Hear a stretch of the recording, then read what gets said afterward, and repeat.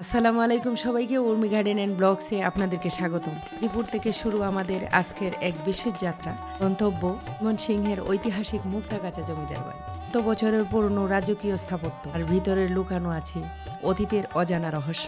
চলুন একসাথে ঘুরে দেখি সেই হারিয়ে যাওয়া ইতিহাসের ছোঁয়া। আমরা চলে এসেছি ময়মনসিংহের ঐতিহাসিক মুক্তাগাছা জমিদার বাড়িতে। দেখুন সামনের সৌন্দর্য, একদম রাজকীয় অনুভূতি। চলুন একসাথে ঘুরে দেখি এই শত বছরের পুরনো জমিদার বাড়ি। ময়মনসিংহ জেলার মুক্তাগাছা উপজেলাতে অবস্থিত এই জমিদার বাড়ি বাংলাদেশের অন্যতম ঐতিহাসিক স্থাপত্য নিদর্শন। প্রশাসনিকভাবে এটি আটানি জমিদার বাড়ি ও রাজবাড়ি নামেও পরিচিত। প্রথমে যে দেখতে পাচ্ছি এটা হচ্ছে জমিদার বাড়ির মন্দির। এই মন্দিরে শুধু রাজা রানী আর পূজার পুরোহিত পূজা করতেন। এখানে স্বর্ণের মূর্তি রাখা ছিল।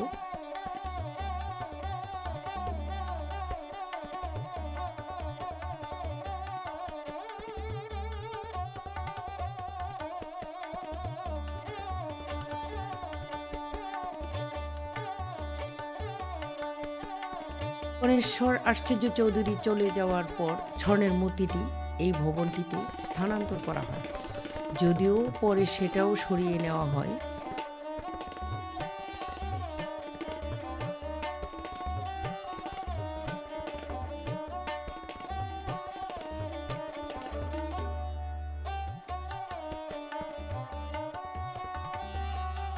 ভবনটিতে অসম্ভব সুন্দর কারুকার্য করা রয়েছে।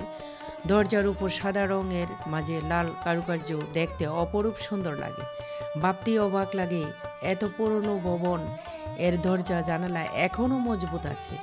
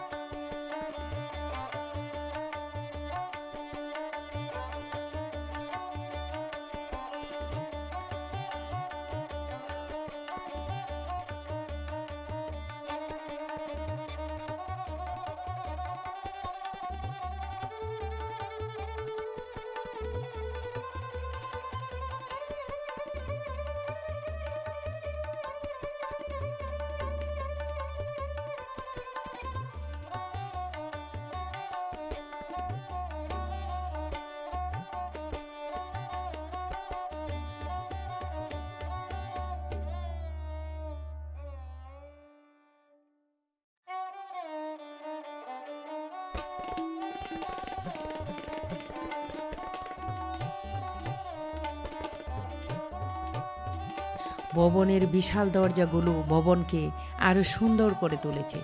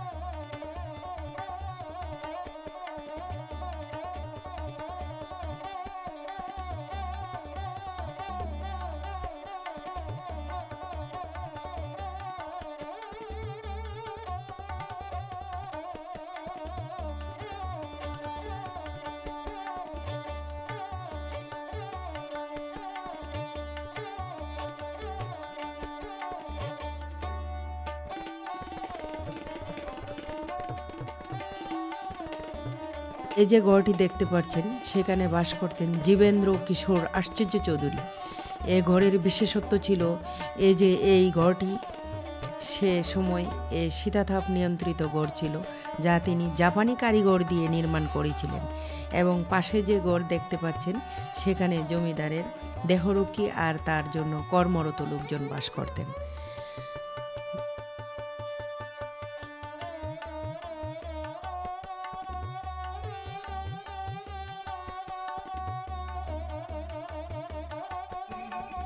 ইটগুলো কষে কষে পড়ছে।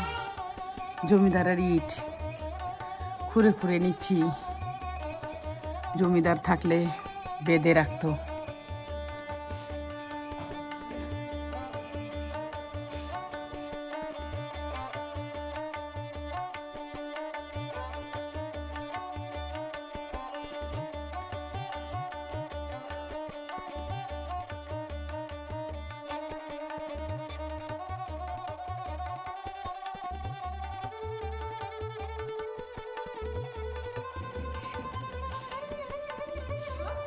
শত শত বছরের পুরাতন এখনো দাঁড়িয়ে আছে। ইতিহাসে তোমার ইতিহাস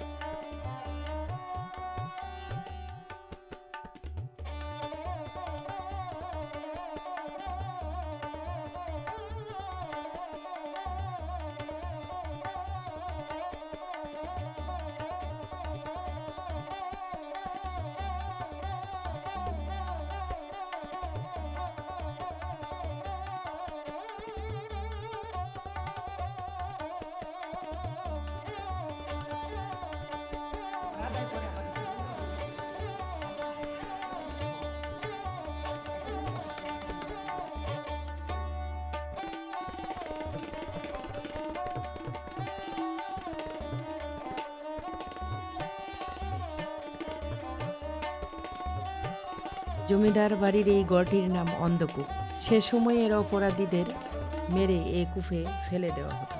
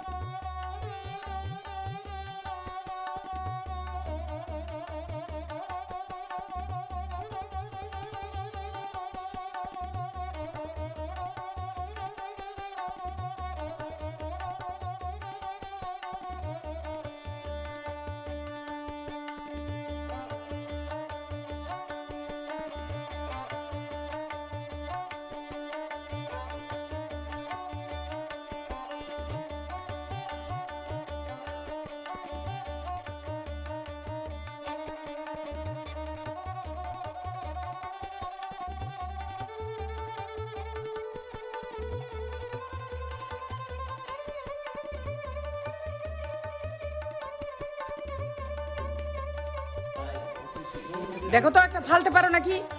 ফালাও ফালাও, হ্যাঁ ফালাই দাও, হ্যাঁ দাও, দেখা দাও, হ্যাঁ আর একটু হলে তো পরে দেবো, দাও দাও আর একটু জুড়ে দাও, হ্যাঁ দেখা দাও বেশি শক্তি আছে কত। জমিদারের সাথে পারো নাকি দেখি, দাও, হ্যাঁ জমিদারের সাথে পারবা দেখি, হাত দিয়ে দাও,